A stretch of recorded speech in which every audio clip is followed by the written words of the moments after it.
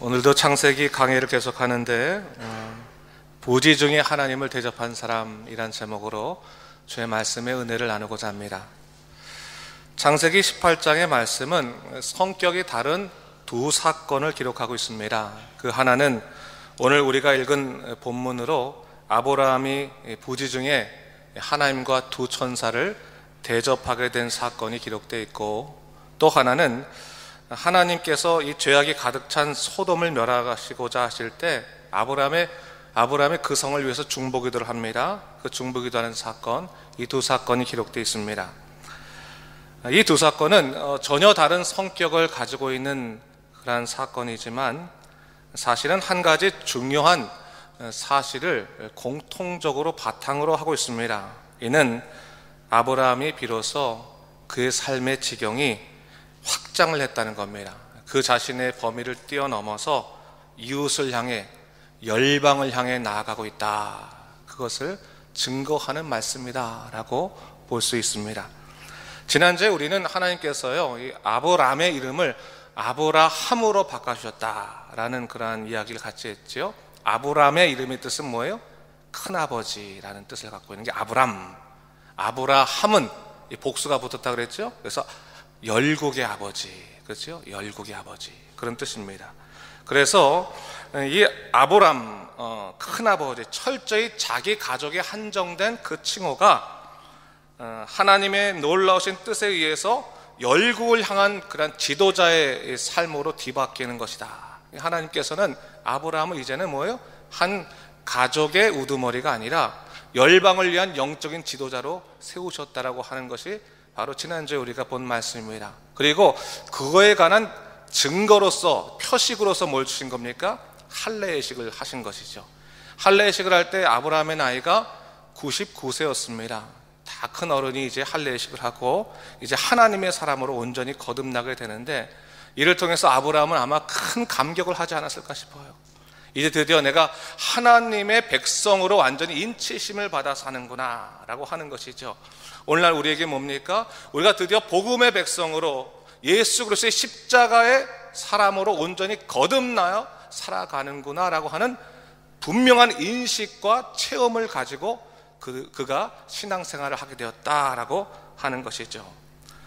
여러분, 아브라함이 그 이전에 하나님 몰랐습니까? 알았죠. 그가 갈대 우르에서 하나님께서 그를 이끌어내실 때부터 하나님을 알았지만, 사실 그의 삶은 하나님을 알았지만 하나님과 정말로 깊은 신뢰감 속에서 살아가지 못했을 때가 참 많아 있었습니다. 어떻게 보면 신앙과 불신앙 사이를 갈팡질팡하면서 살아가는 그의 모습이 언제나 불안해 보였습니다. 그런데 이런 모습이 왜 보였을까요? 이것은 그의 신앙의 중심이 아직까지 하나님과의 온전한 관계성에 기초한 것이 아니라 그의 마음이 외적인 상황을 통해서 하나님의 놀라우신 역사를 확인하려고 하는 그러한 경향성을 가졌기 때문에 그런 거예요. 환경이 좋으면 그가 믿음이 좋아지는 것 같다가 환경이 어려워지면 또 믿음이 곤두박질치기도 하고, 그게 왔다 갔다 하는, 어떻게 보면 상황에 따라 신앙이 움직이는 피동적인 삶을 살았다고 하는 것이죠. 근데 그가 할례를 받고 나서, 할례를 받고 났다는 것은 단순히 육신적인 인치심을 말하는 것보다는 그가 깊이 그 심령 가운데 하나님의 인치심, 오늘날 우리에게 말하면 성령께서 완전히 그를 붙잡으시는 그 인치심을 경험하고 나서 그의 삶이 달라졌다고 하는 거예요. 그 달라짐의 증거가 오늘 본문에 보니까 축복을 추구하는 삶이 아니라 축복을 나누는 삶으로 바뀌었다라고 하는 것을 이야기하는 것이 바로 오늘 본문의 말씀입니다. 제가요, 일전에 섬기던 교회에서 한 집사님이 그런 말씀을 저에게 하시는 거예요. 하나님이 참 좋으신 분이십니다 라고 말하면서 하나님께서 지금까지 내 기도를 많이 들어주셨고, 또 우리 자녀도 잘 키워주셨고, 사업도 번창하게 주셨고, 내게 정말로 축복을 많이 부으셨습니다, 그런 걸 얘기하신 분이 있어요. 근데 그분이 어느 날부터 이제 제자 양육, 그러니까 성경 공부를 통해서 제자 양육을 쭉 받게 되면서 하나님을 인격적으로 완전히 만나요. 그 전까지는 그냥 교회를 다니면서 갈급할 때마다 기도하기도 하고 그러면서 하나님 축복을 나에게 많이 주셨다 생각했지만 이 하나님과 인격적으로 만나게 되면서 고민이 생겼어요. 이게 저에게 오는 거예요.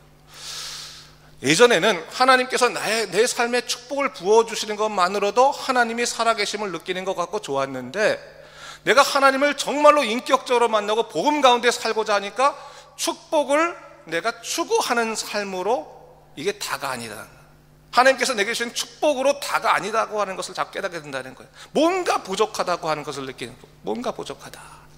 제가 말하기를 아마도 그것은 하나님께서 우리 집사님의 마음의 지경을, 신앙의 지경을 넓혀주셨기 때문에 옛날의 모습으로는 살 수 없는 겁니다. 축복을 추구하는, 축복의 대상으로서의 삶을 사는 것이 아니라 이제 축복의 통로로서의 삶을 살아가도록 하나님께서 명령하시는 겁니다. 그렇게 사시면 되겠습니다. 그런 얘기하니까 그때서야 맞는 것 같다고. 옛날에는 기도해도 내 기도밖에 할 줄 몰랐는데, 내 가족을 기도할 줄밖에 몰랐는데, 내가 하나님의 크신 은혜를 경험하고 나니까 내가 내 가족 기도만으로 내 기도 시간을 다 허비할 수 없는 거예요. 내가 내 이웃을 위해 기도해야 되고, 내가 교회를 위해 기도해야 되고, 또한 복음을 알지 못한 삶에서 기도하고 또 그들을 위해서 헌신하게끔 내 인생이 바꿔가신다고 하는 사실을 내가 경험하게 됐습니다. 그런 얘기를 하더라고요. 축복의 통로의 삶을 추구하는 그런 분으로 바뀌었다는 거예요. 여러분, 우리가 평생 교회를 다녔는데 내가 하는 기도가 아직까지 내 가족의 범위를 넘어서고 있지 못하다면 어쩌면 우리는 아브라함의 삶을 사는 것이 아니라 아브람의 삶을 사는 거예요. 내 가족의 우두머리로서 내 가족을 잘 챙기는 아브람의 삶을 사는 거예요. 그러나 하나님의 놀라우신 축복이 임하게 되어서 내 삶이 뒤바뀌게 되면 아브람의 삶이 아니라 뭐예요? 아브라함의 삶으로 하나님께서 우리의 삶을 바꿔주신다고 하는 것입니다. 복음적인 삶으로 바꿔주신다고 하는 것이죠. 오늘 본문에서 아브라함이 바로 그런 모습을 보여주고 있는 것입니다. 그는 하나님의 놀라우신 약속들을 그의 심령 가운데서 체험하고 나서부터 그의 삶의 지경이 바꿔졌는데, 그러면서 그는 깨닫지도 못하는 사이에 하나님을 영접하는, 하나님을 대접하는 삶을 살게 되었다. 그것을 성경이 이야기해주고 있는 것이죠. 그리고 또한 뭡니까?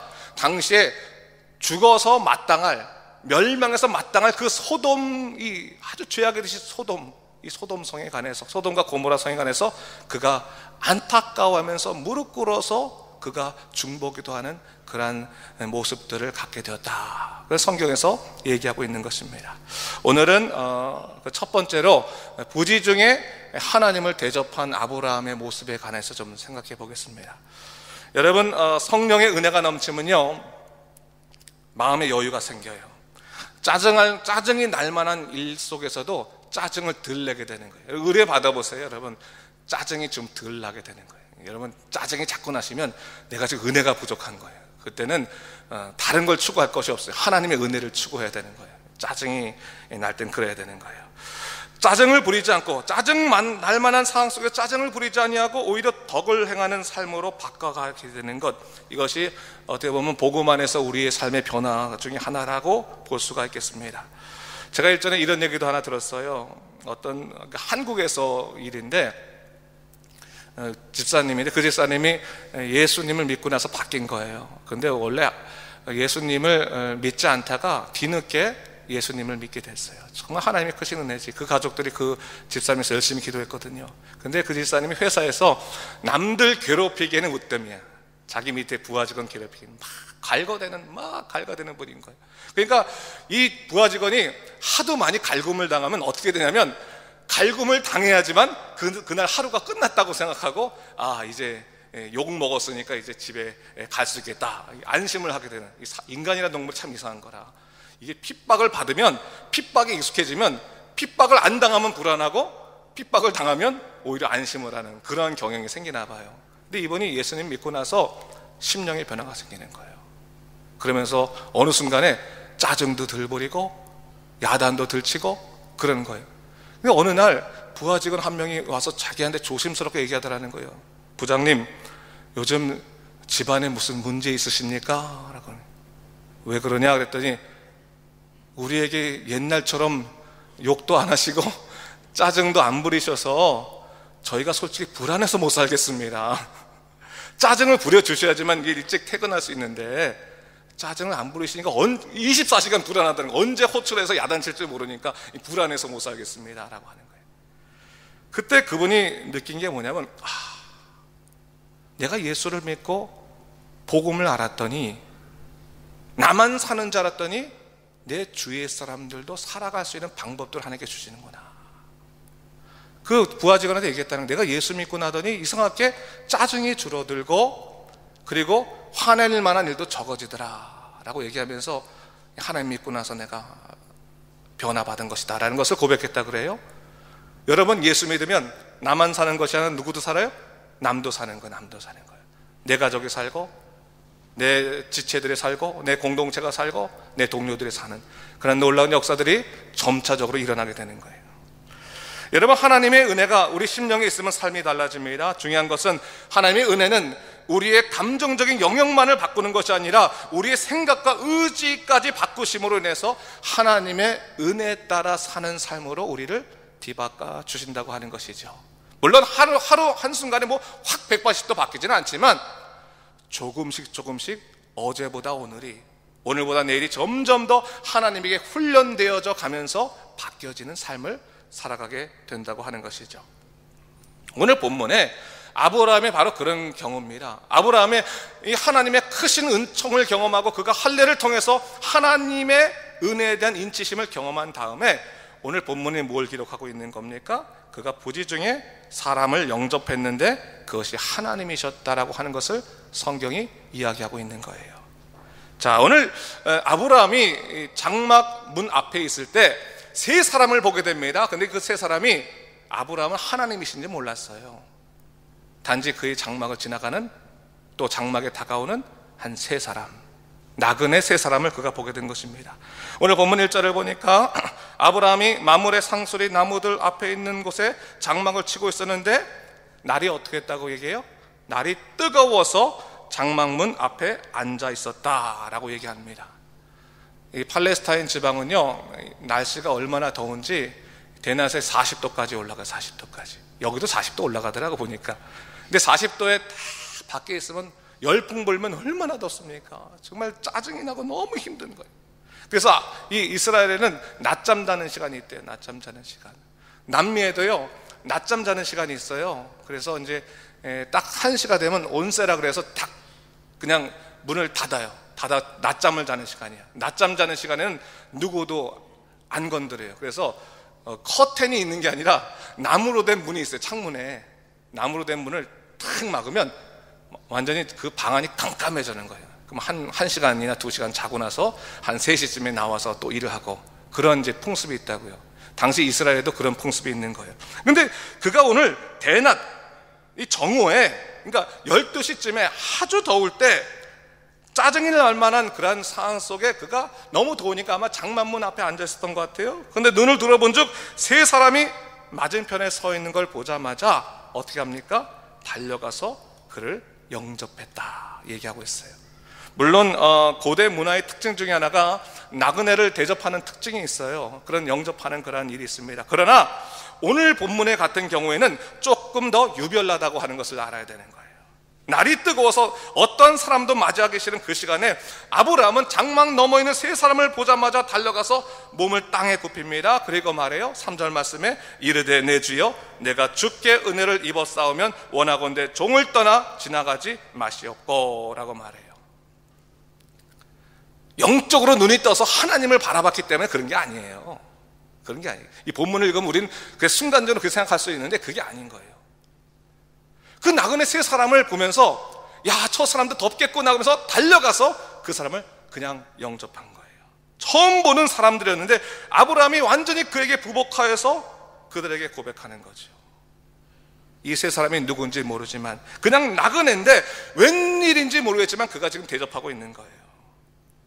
아마도 이 아브라함은 그동안은 그렇게까지 대접하진 않았을 것 같아요. 왜냐하면 아브라함은 족장이에요. 족장. 그의 부족의 족장이었고 나이도 이 90대 후반 아니겠습니까? 이 99세의 오늘은 이 99세의 나이에 사실은 그렇게 할 이유는 없어요. 그런데 그가 오늘 누구보다도 정성껏 나그네를 영접하고 그들을 대접하고 있다고 하는 거예요. 근데 이 대접이 그가 할례를 받은 이후에 일어난 사건임을 오늘 본문에서 적어 내려가고 있는 거예요. 그러니까 오늘 본문의 사건은 할례 이후에 일어난 그의 변화, 삶의 변화에 대해서 좀 적고 있는 거예요. 여러분, 하나님의 은혜를 경험하고 나면 우리의 삶이 바뀝니다. 은혜가 풍성해진다고 하는 것은 하나님께서 우리 마음에 가득 차신다고 하는 말이고, 매 순간 하나님을 사랑하게 된다는 거예요. 여러분, 사랑에 빠져 보셨을 거 아니에요, 그렇죠? 젊으셨을 때 사랑에 빠지면 사람들이 친절해져요. 친절해져. 그렇잖아요. 딱 사랑에 빠지고 나면 지나가는 사람도 안녕하세요 인사하고 막 그냥, 저도 그런 경험이 있어요. 그렇게 친절해지는, 관대해져요. 누가 툭 쳐도 에이 뭐 그럴 수 있지. 관대해져요. 얼굴이 웃음의 상으로 뒤바뀌는 거예요. 상냥해져요. 근데 하나님과 사랑에 빠진 이 아브라함의 얼굴이 어두웠겠냐고. 정말 하나님을 사랑하고 하나님께 감격하는 삶을 사니까 얼굴이 변한 거예요. 상냥해지는 거예요. 그리고 자기 앞에 나와 있는 저 뜨거운 그런 태양 밑에 있는 저 세 사람을 그냥 가게 해서는 안 될 것 같아요. 막 달려가가지고 부엌에서 네 주여 지나가지 마시고 들어오세요 라고 말합니다. 그리고 그 사람을 데려다가 물을 가져다가 발을 닦게 하고 나무 아래에서 쉬게 할 뿐만 아니라 사라에게 말해서 떡을 만들게 하고 하인에게 좋은 송아지를 잡아서 급히 요리를 하게 하고, 그런 온갖 대접을 잘하고 있는 것을 볼 수 있습니다. 아브라함이 변한 거죠. 그가 하나님의 은혜를 경험하고 하나님을 사랑하게 되면서 그의 삶이 굉장히 친절해지고 또한 열려져 있는 것을 성경은 얘기하고 있습니다. 근데 여러분, 여기에 누가 있었다고 하는 거예요? 이 세 사람 중에 하나님이 계셨다는 거예요.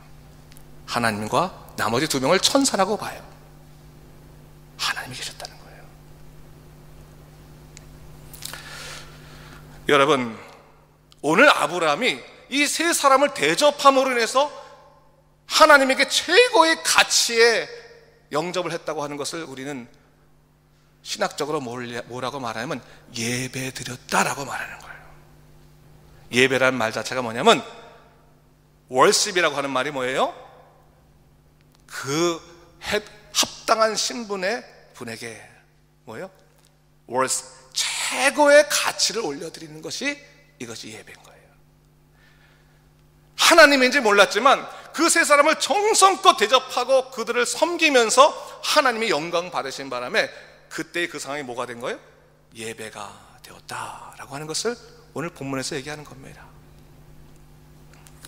여러분, 삶이 예배가 된다는 것이 바로 이런 거예요.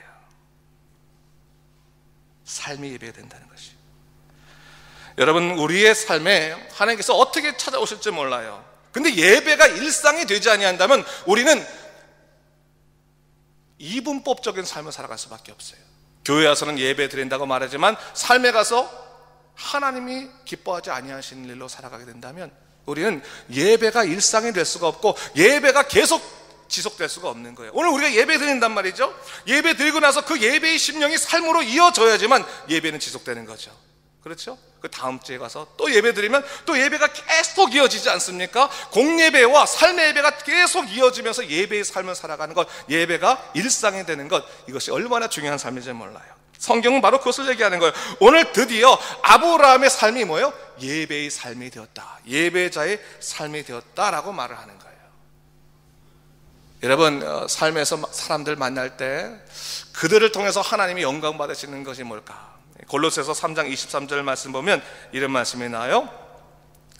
무슨 일을 하든지 마음을 다하여 주께 하듯 하고 사람에게 하듯 하지 말라라고 말해요. 무슨 일을 하든 마음을 다하여 사람에게 하듯 하지 말고 주님께 하듯 하면 어떤 삶을 사는 거예요? 예배자의 삶을 산다, 복음의 은혜대로 산다라고 하는 것을 얘기하는 거죠. 이거를 아까 얘기하는 건 뭐예요? 축복의 통로의 삶을 산다.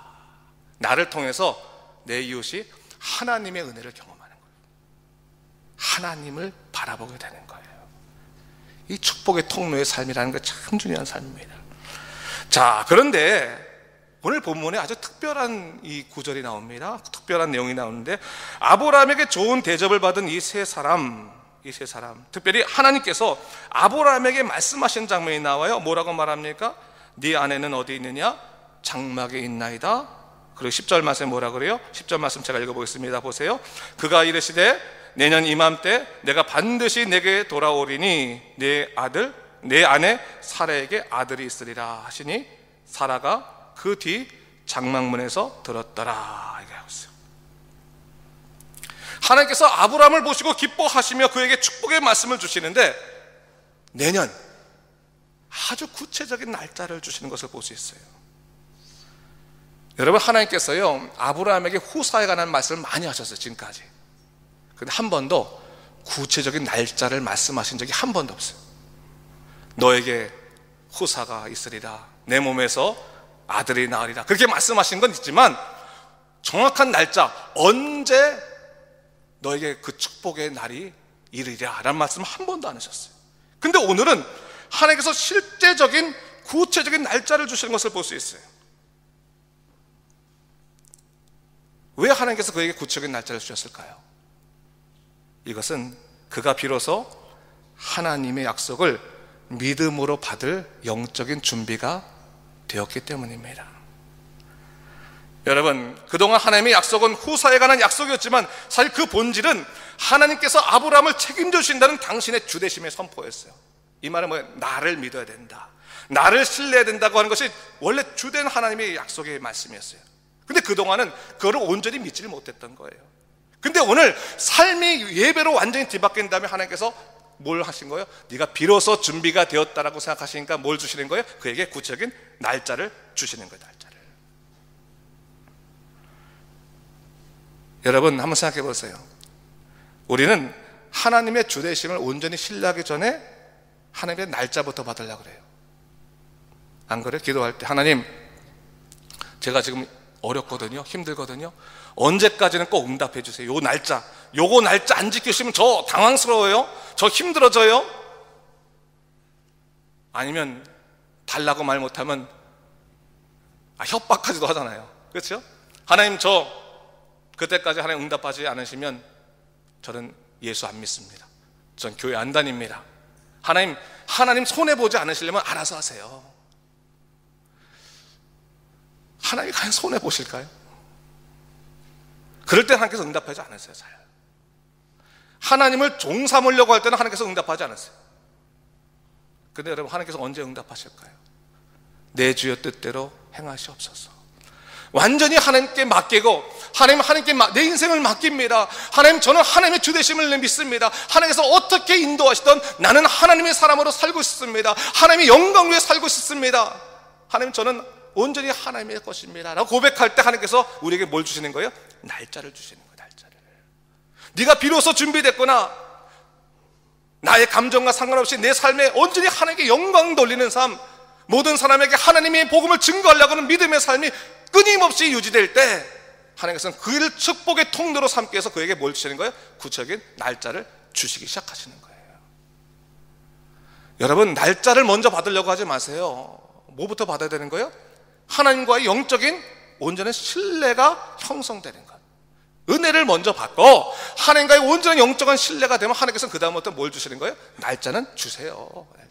날짜 때문에 고민하지 마시라고, 구체적 응답 때문에 고민하지 마시라고. 하나님께서 정말로 주되심을 우리에게 선포하시고 완전히 우리가 하나님과 영적으로 연결되면 그 다음부터 그 날짜는 뭐예요? 하나님이 은혜에 따라오는 축복의 선물일 뿐인 거예요. 오늘 아브라함이 지나가는 나그네에서조차도 무릎을 꿇고 주님을 대하듯 온 정성을 다하는 복음을 살며 살아갈 때 하나님께서 그에게 구체적인 응답을 주십니다. 여러분, 오늘 뒤에 보면 하나님이 구체적으로 응답하시게 됩니다. 다음 주에 제가 설교하겠지만 소돔과 고모라의 사건을 얘기할 때도 하나님이 아주 구체적인 거예요. 아주 구체적으로 말씀하세요. 여러분, 하나님의 주되심을 온전히 믿으면 그 다음부터는 하나님과의 관계가 굉장히 깊어지고 굉장히 구체적이 된다는 것을 우리가 알 수 있어야 되는 거예요. 아브라함의 손자가 누구예요, 여러분? 아브라함의 손자? 야곱. 모르신 척 하세요. 야곱이라고. 야곱이 언제 비로소 하나님의 은혜를 받아요? 야복 강가에서 뭐예요? 씨름을 하면서 밤새도록 씨름을 했는데 이기지 못하는 거지. 근데 완전히 그가 힘이 빠져들 때 하나님께서 그의 환도뼈를 탁 치셔가지고 그가 주저앉게 만드셔서 더 이상 힘이 없을 때, 야 야곱아 네가 나를 이겼구나 그러면서 이스라엘이라 하리라 라고 하면서 그를 통해서 일하신 역사, 그때부터 나오는 거예요. 그전에는 야곱이 머리를 써가지고 에서를 속여가지고 축복도 받고, 그렇죠? 야곱이 이삭을 속여서 에서처럼 이렇게 털을 내고, 그때는 응답하지 않으시다가 하나님께서 완전히 그를 가라앉게 하신 다음에는 그 다음부터는 응답하시기 시작하신다는 거죠. 여러분, 하나님의 구체적인 약속의 날짜는 언제 우리가 믿어지냐면 정말로 하나님이 신뢰하게 될 때 우리 안에 일어나는 하나님의 크신 축복이에요. 그러니까 여러분, 하나님 그냥 저 기도하실 때 주여 나를 축복의 통로로 삼으소서, 주님 저를 인도하셔서, 그러면 그 다음부터는 여러분 인생길 너무 고민하지 않으셔도 돼요. 어떻게 쓰든지 하나님께서 다 인도하세요. 그건 제가 이건 여러분들에게 개런티 할 수 있어요. 솔직히 말해서. 왜? 저는 봤으니까. 전 목회하면서 정말 많이 봤어요. 목사라서 여러분 위로하려고 그런 말을 한 게 아니라, 제가 목사가 돼서 제일 좋은 것 중에 하나가 뭐냐면 남들이 경험들을 여러분 단상에서 여러분들에게 얘기해 줄 수 있는 거예요. 전달해 줄 수 있는 거예요. 하나님을 온전히 신뢰하면 하나님께서 여러분의 삶 인도하세요. 개런티합니다. 개런티. 그런데 여러분, 오늘 본문에 보니까 사라는 좀 달라. 아직 사라가 장막대에서 그 얘기를 딱 들었어요. 12절을 보니까 뭐라 그래요? 12절만 제가 읽어볼게요. 사라가 속으로 웃고 이르되 내가 노쇠하였고 내 주인도 늙었으니 내게 무슨 즐거움이 있으리요. 내가 아기 낳지 못할 상태고 내 지금 주인 아브라함도 늙었는데 무슨 우리가 아기를 낳겠느냐라고 하면 속으로 웃었어요. 근데 하나님께서 속속들이 사람의 마음을 아시는 거지. 13절과 14절 말씀 우리 한번 같이 읽을까요? 13절 14절 같이 읽겠습니다. 시작. 여호와께서 아브라함에게 이르시되 사라가 왜 웃으며 이르기를 내가 늙었거늘 어떻게 아들을 낳으리려 하느냐? 여호와께 능하지 못한 일이 있겠느냐? 기한이 이를 때 내가 내게 돌아오리니 사라에게 아들이 있으리라. 하나님께서는 우리의 마음을 속속들이 아세요. 우리의 모든 걱정과 염려와 두려움과 무지와 거기서 나는 의심을 다 아십니다. 겉으로는 믿음이 있는 척하지만 실제로는 의심을 떨치 못하는 그 연약함도 다 아십니다. 그때 주님께서 우리에게 하시는 말씀이 뭡니까? 여호와께 능하지 못한 일이 있겠느냐, 이 말씀인 거예요. 한번 따라해보고, 여호와께 능하지 못한 일이 있겠느냐. 여러분 믿으세요? 믿어지는 사람들은 하나님께 다 맡기는 사람인가. 아직 안 믿어지는 사람은 야 내가 지금 조금 더 하나님과 인격적인 관계가 있어야겠구나 생각이 들어야 돼요. 진짜 하나님과 인격적인 관계라면 여호와께 능하지 못한 일이 없는 거예요. 물론 내 생각과는 달라. 하지만 하나님은 나를 이끌어 주세요. 여호와께 능하지 못한 일이 없어요. 여러분, 신앙생활은 우리의 삶이 복음의 삶으로 바뀌는 것이고 예배자의 삶으로 바뀌는 것을 축복의 통로로 바뀌는 삶입니다. 그래서 매 순간 하나님의 복음을 전달하고 전파하고 선포하는 일이 가장 내 삶의 목적이 되고 기쁨이 되는 그런 삶으로 바뀌는 거예요. 여러분들의 이제부터 남은 그 모든 삶이 누구에게 영광이 될 것 같아요? 내 이름이 영광되는 삶이 가장 기쁠까요? 여러분, 하나님의 이름이 영광되는 삶이 기쁜 거예요. 하나님이 영광되면 나도 하나님이 따라 그냥 올라가요. 걱정하지 마세요. 하나님이 여러분을 인도하시면 여러분의 삶의 걱정거리는 더 이상 여러분의 걱정거리가 아니에요. 누구의 걱정거리예요? 사실은 하나님의 걱정거리예요. 그러니까 하나님께서 이끄시는 거라. 하나님께서 다. 여러분 스스로가 짐을 지려고 하지 마세요. 오늘 아브라함은 예배의 삶이 시작된 다음부터 그는 하나님만 바라보는 진짜 믿음의 조상이 되는 그 놀라운 역사를 누리게 되었습니다. 여러분들의 삶도 동일하게 되길 주님의 이름으로 축원합니다. 축복의 통로가 되는 걸 기도하시기 바랍니다.